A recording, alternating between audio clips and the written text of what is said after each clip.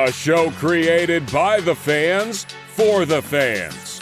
We are your home for Ohio State football coverage all year long. The Scarlet and Gray Podcast, a Network 216 production. Live weekdays on the Network 216 YouTube channel. Send us all your questions and comments on Twitter at VSG_podcast. Now, here are your hosts, Tyler Johnson, Jordan Dalton, and Nick Leisure. Good evening, Buckeye Nation, and welcome to, I believe it is episode 57 of the Scarlet and Gray Podcast. I am Tyler Johnson, and making his return after a little bit of a month hiatus, Mr. Nick Leisure. How you doing tonight, my man? Oh, great, man. Glad to be back. It's been a little hectic the last month or so, so glad I'm able to get back on the show and give my knowledge and my take. Yep, love it. Jordan Dalton is not with us this evening. Again, we moved shows originally to Tuesday nights after being on Mondays just because, again, it was better with his schedule moving forward. But we have a great guest tonight, so we wanted to make sure we're accommodating our guests any way that we can. And so before we get to our guests tonight and discuss a little Nebraska Cornhuskers football, just as a reminder, guys, if you're excited for another Big Ten team-by-team season preview, go ahead, drop a like on that video. Again, that like, what that does is that pushes the content out to new viewers, those who have not yet seen the Scarlet and Gray podcast or those that don't know about Network 216. But also while you're there, subscribe if you're brand new to the channel. We are on the push for 3,000 subscribers. We're trying to get there as fast as we can, and we can't get there without your help. But again, it's completely free to like the video, completely free to subscribe to the channel. So if you guys could show us that support, we greatly would appreciate it. Also, the Scarlet and Gray Podcast Network 216 is proud, as always, to be a partner of Homage Athletic Apparel. Telling you guys right now, you're not going to find better quality products. No better company is going to provide better, not only athletic gear, but retro gear. And that's exactly what Homage does.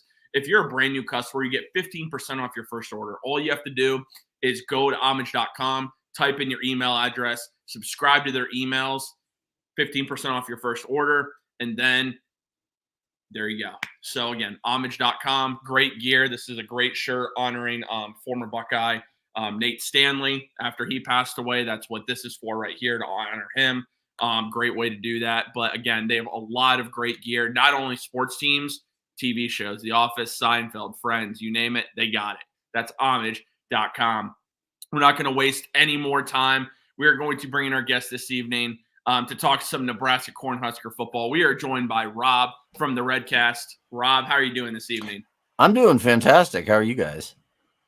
It's doing pretty good. I mean, we got 68 degrees. It's not raining. It's kind of cloudy, but 68 degrees here in Ohio. Can't really complain about that right now. No, that sounds nice. It's like 50 cents. So I'm actually located in Greeley, Colorado, which is northern Colorado. I like to call it Western Nebraska because it's basically the exact same place. But it's like a little bit windy. Maybe rain a little bit, but I mean, it better get nicer because I got golf league starting tomorrow night. Hey, well, hopefully that weather does get nicer for you. Of course, Nick's got the first question here. Okay. Nick, you got the floor, my man. Yeah, so obviously, first-year coach Matt Rule last year, 5-7. I mean, not a terrible start, almost right there on the edge of bowl eligibility. So I just wanted to get your take coming into year two. Just kind of what are some of the things that after a year and an off season that you've kind of liked, you've seen him do, and then maybe a couple things that you haven't been so fond of or things that kind of need some improvement. Just kind of want to get your take on that. So that's actually a really good question. I'm glad you brought that up. I guess we could start off with the fact that we're already kind of ahead of schedule on the Rule scale, I suppose you could say, when he comes into programs like Temple and Baylor, where he has losing seasons his first season, but only wins like 1 or 2 games. Obviously, Temple and Baylor were different situations than Nebraska. I would beg to say that there was a lot more talent at Nebraska when he came in. We just needed some quality quarterback play, and we probably would have been right there in bowl eligibility. The problem is obviously with the number of turnovers we had. I believe it was 31 or 32 total turnovers last year on the offensive side of the ball. Pretty much evenly split between fumbles and interceptions. You have that kind of turnover margin. I think it was minus 17 or something along those lines. You're never going to win games. Some of the things that I like seeing coming in for year 2, though, is that we are returning 77% of our production from last year's offense, which is the 3rd most in the FBS at this time. And again, we were a top 10 defensive unit on that side of the ball last year. Actually in FBS right now that are ahead of us in that are Virginia Tech and Iowa State, I think right now they're coming back. So interesting, as far as, players staying, some of the models too, if you look at it, and I was trying to look at a bunch of them and research before this. Based off of that returning production, it should be good for almost a full touchdown in offensive production.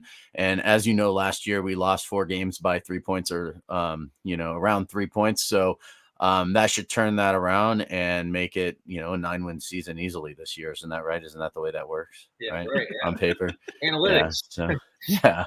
So, we do start 5 of our first 6 games at home, which is good for us. I think the hardest challenge in that entire thing, based off of what I can see, is that's going to be the Colorado game, because who knows with those guys, right? It's game 2. We'll already have UTEP under our belts. And hopefully it's to the point where we're playing some reserves. Although the way that Tony White runs his defense, we probably won't have to worry too much about that, because he rotates. I believe in the first game against Minnesota last year, there was 22 different guys used on defense. He likes to use true freshmen. He likes to use redshirt freshmen. He likes to preserve red shirts. A lot of guys out there played right up to their 4 games. Out there, and a couple of them even came in and were productive, had 3 or 4 sacks. Now they have a full season that they're going to be able to come in.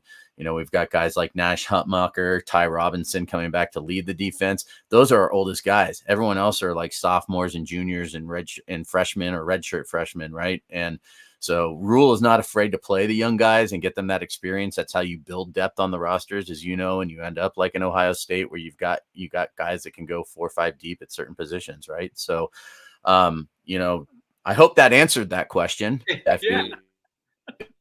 Yeah. That's the sort of thing that, for me, I am the official Kool-Aid drinker of Husker Nation. So I've got the award and everything. I do. It's a Kool-Aid award for all of your watchers out there, because we do have a Husker. If one thing Huskers do well, it's podcast. There's probably 40 or 50 different Husker podcasts out there, and I could start naming all of them, and they're all fantastic to me. But we have an awards ceremony every year that one of the podcasts put on, and so, yeah. Next question. So that was a great answer. We really appreciate the in-depth analysis there. Now I want to switch to the position you talked about, and the one that's most important, of course. That's the quarterback position. So Jeff Sims transfers away from Nebraska after, of course, let's be honest, a very terrible season. When you throw 1 touchdown, 6 interceptions, that's very awful. But you have Chuba Purdy on the roster still. Chubba. Chubba. Oh, Chubba. Okay. Yeah. Right. Yeah. Heinrich Harburg. Yes. But now you're bringing in one of the most talented quarterbacks in the class of 2024, Dylan Raiola. Yeah. I thought you were going to say Danny Kalen, but that's okay. So when he announced his commitment to Nebraska, what was your thought about this? Because the reason I want to ask your opinion is because he was originally committed to Ohio State with Jeremiah Smith. He changed that commitment, decided to commit to Georgia. And then really up until signing day, then he decides he goes to Nebraska.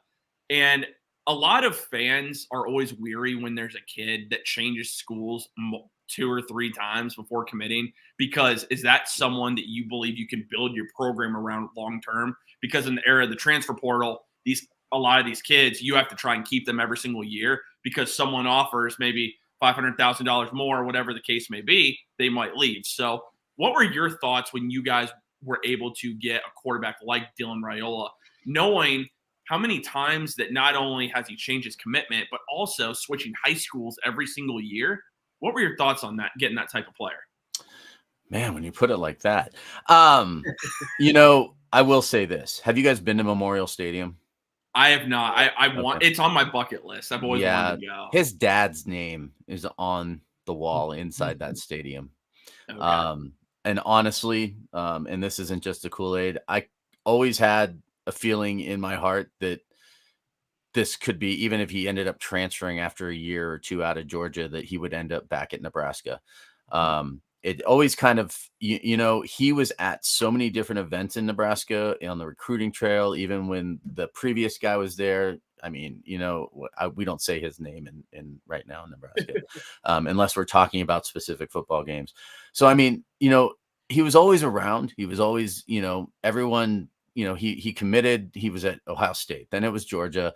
The high school part doesn't really bother me. I don't mind that a kid's going to move closer to the program that he supposedly was going to play for. I don't care about any of that.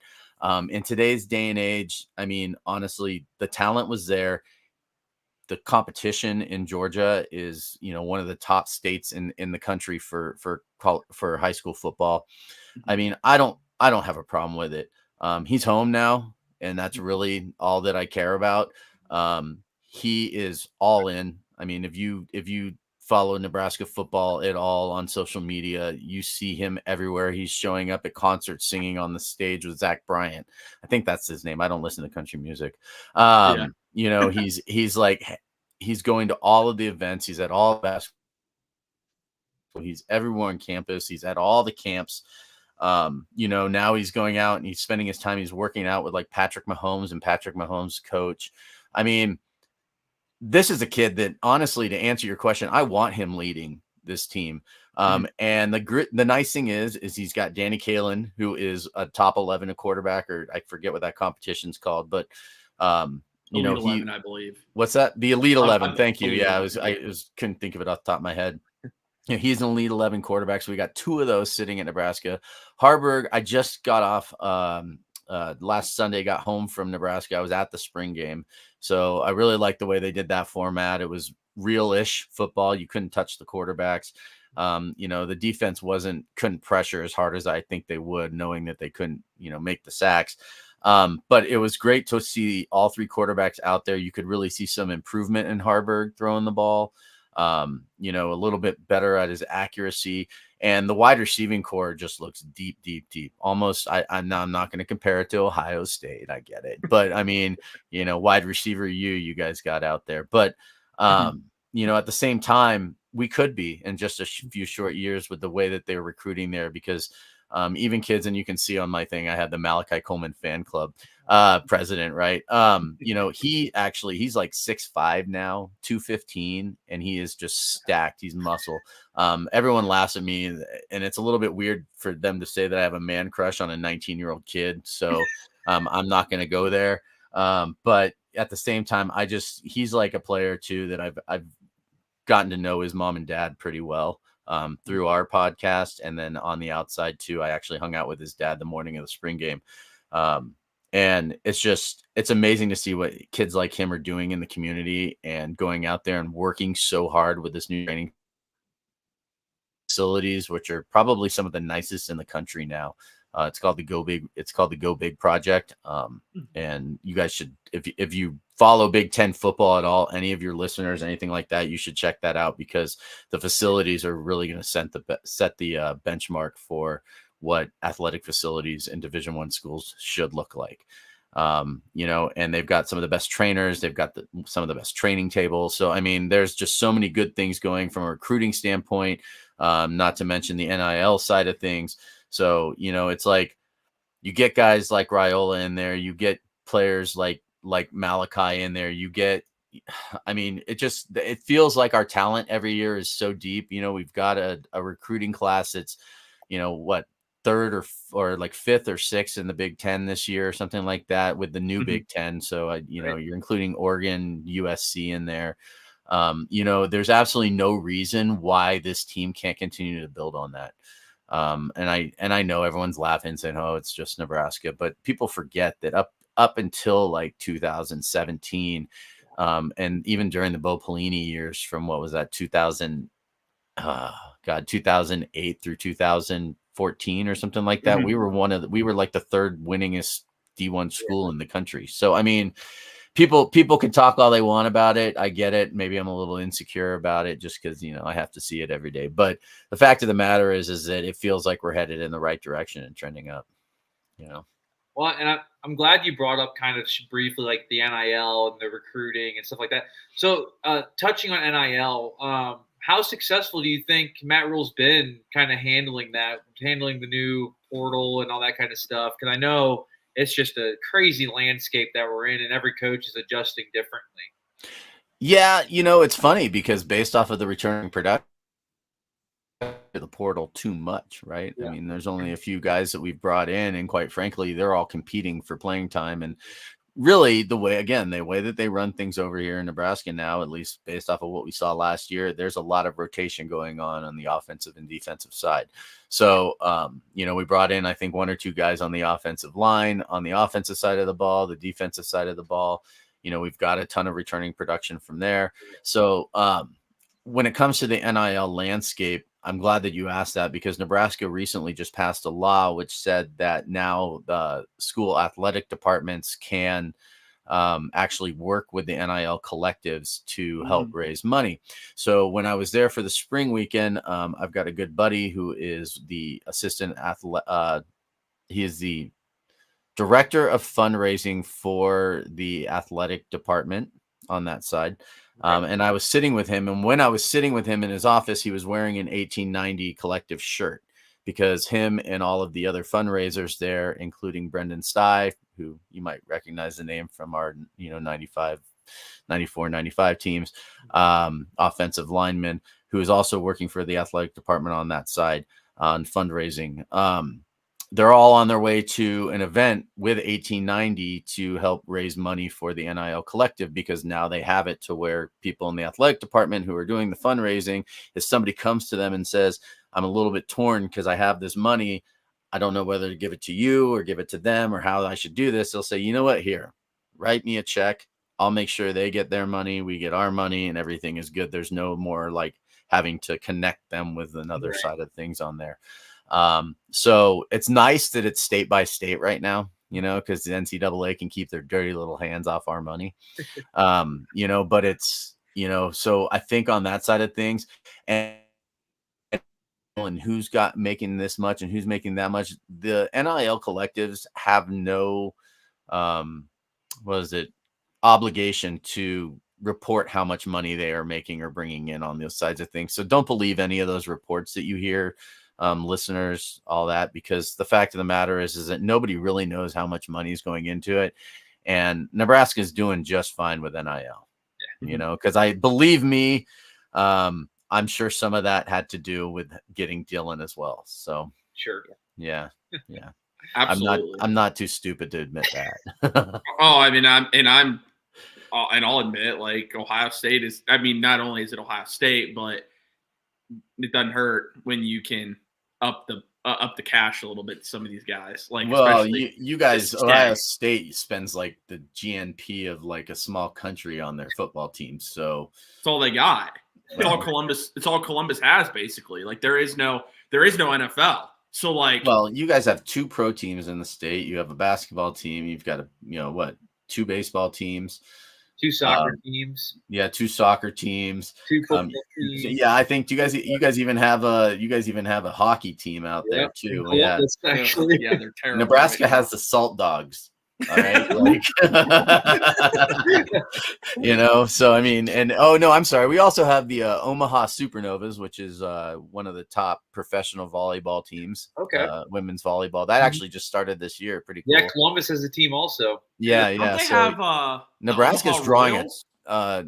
They might. Yeah, it's like a AAA team. Yeah, that's what I thought because we saw the Columbus Clippers playing the Guardians minor league team, so that's why. Yeah. Okay. But the Huskers are basically the pro team in the state. Although they get great attendance. I mean, in baseball, some people per game. We're top in the Big Ten every year and everything. Obviously, right now we're one game out of first in baseball. So, but this isn't a baseball podcast, so we don't. So you mentioned, of course, just some players that we could potentially keep on our radar this year. So I always like to ask people this. Again, we're far out. I mean, we're still only in May. Like we don't know what summer practices are going to look like position battles and whatnot. But that being said, knowing what you know now about Nebraska, about the team this year for 2024, what are the expectations in your mind for this team? And if you had to go ahead and pick what the record will be, what would that be? Oh my God. You guys obviously don't follow me on Twitter much, do you? To be fair, I just followed you. Yeah, I know. But So, I mean, you really want my answer. It's 13-0 and we're winning the Natty. But I mean, you know what I mean? But it'd be 15-0 and we're winning the Natty. But realistically, I'd like to see, based off of our schedule, going into Ohio State, I believe we could be 6-0, 7-1. Or 6-1, 7-0. Switch that, reverse it. Sorry, a little Willy Wonka reference there. But the but going into the Ohio State game, and that would be really interesting to me. I think the big determination on how we finish up the season and how we go forward confidence wise is week 2 at Colorado coming to us. I think we've got a chip on our shoulder about that game, and there's a big focus there. And thankfully, for the first time in 3 years, we are not playing a week 0 or a Big Ten opponent to open the season. So, it's harsh. I think this is the first time in God, I can't remember how many years where we actually open the season with back-to-back home games. So, yeah, so that's actually be good. And like I said, we got home to start the season. And if we don't come out of that 6-0 or 5-1, then, that's going to have me a little bit worried. I truly believe that with some, even if our quarterback play is halfway better than it was last year, and we can cut the turnovers down to a third of what we had last year, you're going to see some good things out of this team, because it's really hard to, lose games if you're playing, not turning the ball over. Right. So I don't know if that answers your question, but I think the overall record, when all is said and done, the Kool-Aid in me, I'm going to say 10-2. Okay. Yeah, I like that. Well, Rule will win 9 games the second year. That's kind of like a number for him, 8 or 9 games. So, it's not unrealistic to say national championship. I love the fact you guys are playing Colorado, just because, again, going back to the Big 12 days, I just think that's sweet. You guys are playing each other again. So, yeah. And of course, Coach Prime, that'll be. Well, I live here in Colorado, and I've actually been to every game since the rivalry started up again. So I went to Frost's first game against Colorado because our game the week before had been canceled. Then I went to the game out here. Then I went to the game out here last year. And I will say it, and I'll put it on the public record for your show. I don't know how many listeners you have, how many people you have watching, anything like that. But Colorado is by far the worst fan base in the NCAA, hands down. They won that game last year handily. And I was just standing outside with some of my buddies after the game, and there was fans walking by, throwing cups at us, throwing beers at us, yelling at us, flipping us off, cursing our moms, just everything, terrible. And one, anyway, it was to the point where one of our friends had to come back and be like, okay, guys, cool it down. They have one questionable national championship. We've got 5, you know what I mean? We are the best fans in all of college football, what have they done for you lately? Colorado, I mean, what has been their relevance? Nothing. So they beat us, and they won, and they went on to win 4 games last year. So I mean, it's congratulations, guys. We I don't know if you guys don't cuss on this show, so I won't say it, but we screwed ourselves. I did listen to that. We don't really cuss on our podcast either, which I should shout out. We're the Go Big Recast at Go Big Recast on Twitter and every other social media site out there. Apparently some people think we're the best fan podcast out there. Obviously I'm going to agree with them, but absolutely. But, and we are part of the Hurrdat Sports Network. So shout out Hurrdat Sports. And I think you did say that you actually tagged them on your Twitter post too. So I appreciate that from you guys, because they do good things for us. But yeah, it blows my mind, how, living here in Colorado myself, just listening to some of them. Although I will say that the Dion shine is wearing off really quick, and this year is a put up or shut up type of year. Like actually, recently the Denver Post compared Dion to what's his name, the coach that coached here at University of Northern Colorado, Ed McCaffrey. Which if you had anyway, and I'm sure you don't out there in Ohio, but University of Northern Colorado hired Ed McCaffrey, former Denver Broncos wide receiver, as their head coach, and it was a total S show. Like it was terrible. Promising scholarships to kids, splitting their scholarships in half, sharing them between. I mean, it was just like the worst coaching jobs in the history of college football, and now people are starting to compare Dion to him. So, Yikes. Yeah, it's a huge yikes. I've given you guys a lot of homework. You could be like, what's up with Ed McCaffrey? I knew he played for the Broncos. I believe he won a Super Bowl with Elway, didn't he? He did. I think he won 2. Okay. So Okay. yeah, but Okay. yeah, that's why the name sounds familiar. Yeah, for sure. But University of Northern Colorado is right down the street from me. It's literally 1 mile from my house to the campus, and they did win a national championship as a Division II school back in the day. So yeah, so whatever, fun history lesson for you guys. So. But they're an FCS an FCS school right now. Playing in the Big Sky Conference. So, but yeah, that's that. Before we wrap things up, Rob, do you have any questions about the Buckeyes that you want to ask us about?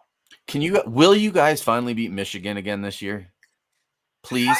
I mean, listen. Please. That's the plan. The blunt answer is yes. Okay. Yes, we will. Yeah, yes, we will. Honestly, I went to the game.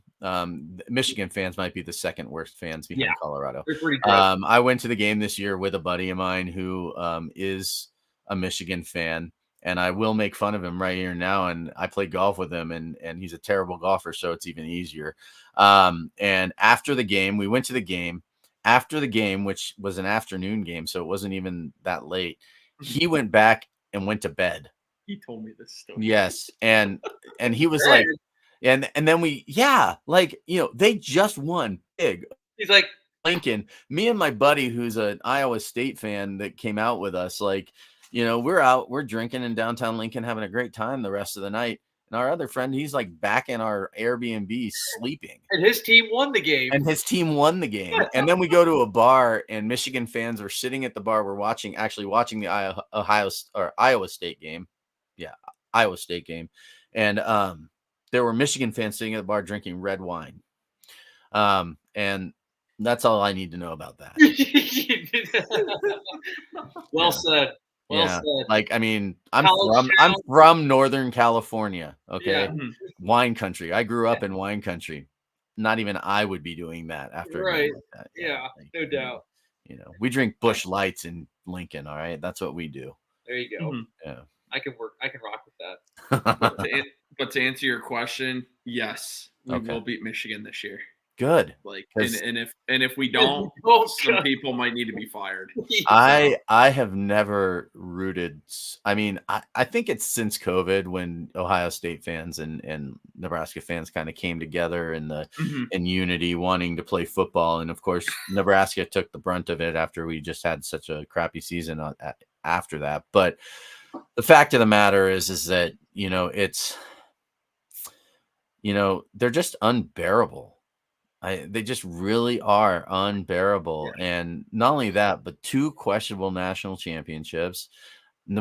97 Nebraska would have absolutely leveled 97 Michigan. I mean, there's absolutely no doubt in my mind. You watch those teams, you see that, everything, and they want to bring up one game against Missouri. We're like, oh, you mean a conference rival? Yeah, that happens sometimes, right? Like, I mean, but we would have leveled Michigan. They were just too afraid. They were too afraid to play us. Well, they win a couple in a row against us after. It's like, okay, we owned the 2000s, dude. Like, yeah, you were due to get a couple. Like, I mean, in our lifetime, I think we've only seen them lose a couple times, and then most recently these 2 in a row, whatever. And it's like, ugh, I'm sick of it. Yeah, I know. I'm sorry, guys. I feel for you. Now you know how I feel every year. To every team. Yeah. No, absolutely. Yeah. Well, Rob, like I said, we really appreciate you taking the time out of your evening to join us. Once again, please plug everything. That way Buckeye fans can go ahead and follow any Nebraska content that you guys have. Yeah, absolutely. Yeah. Again, and you can follow me at Redcast Rob. That's my Twitter handle that I've got on there. That's kind of how I'm known in the Twitterverse out there. You know, and if you know, feel free to come in, and all I do is retweet Husker stuff.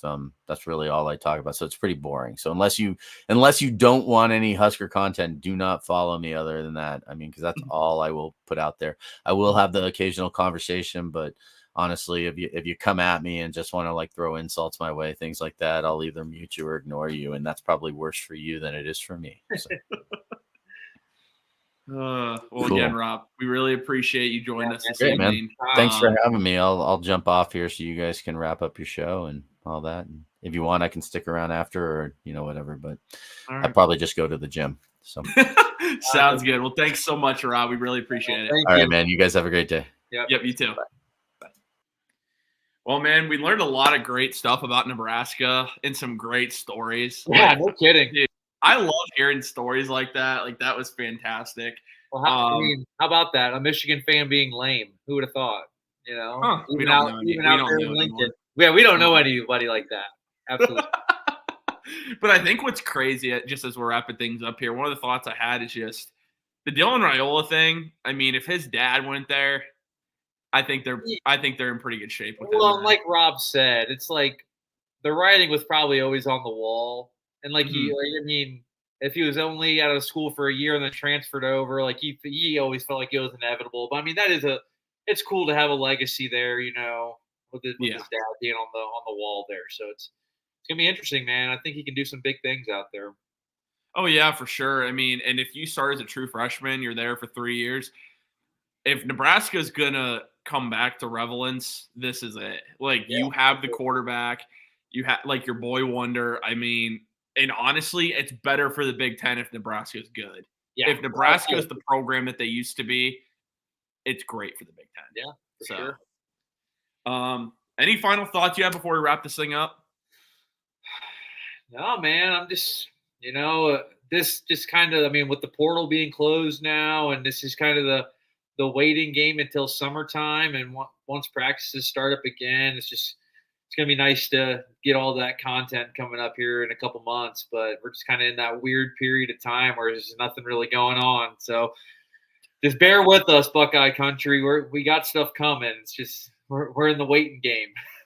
Yeah, no doubt. I mean, transfer portal moves can still happen, as far as like, there are guys that are still in the portal that technically can commit to Ohio State. If we're being honest, like, they're looking at a couple safeties. We'll see if they get any of them. We'll see if maybe they look at an offensive lineman or two, but yeah, I'm not expecting really a lot there. And of course, then regarding content, we're just going to continue the Big Ten preview series as much as we possibly can. Again, and a lot of this has to do with just trying to schedule other team analysts and just seeing when they're available to record with us. So yeah, bear with us there, guys. Outside of that, the plan is at some point probably going to be doing our position group previews. Yeah. Last year, those were YouTube video, like just on YouTube and not live. But considering how short they'll be, it might just be easier to record those live. So we might do that to where we go quarterbacks, running backs, just all the way through the position groups and briefly just discuss them. So that's kind of what we're looking at. I will be moving here in the next couple of weeks, so there might be a period of time where we don't record for a week or two. So again, just bear with us, but really appreciate everyone that's shown the support to the series. We've had a lot of good feedback. I was on a Great Ohio State show, I want to say a couple of weeks ago, and they, before we recorded, basically talked about they loved the idea we had. It might be something they adopt in the future. So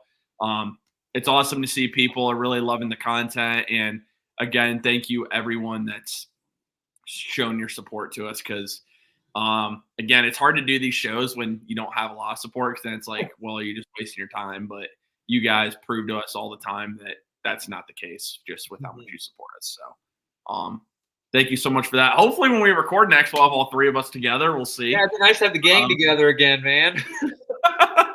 Absolutely. As a reminder, guys, show that support by not only the views. We have 387 people watching. You know what that means?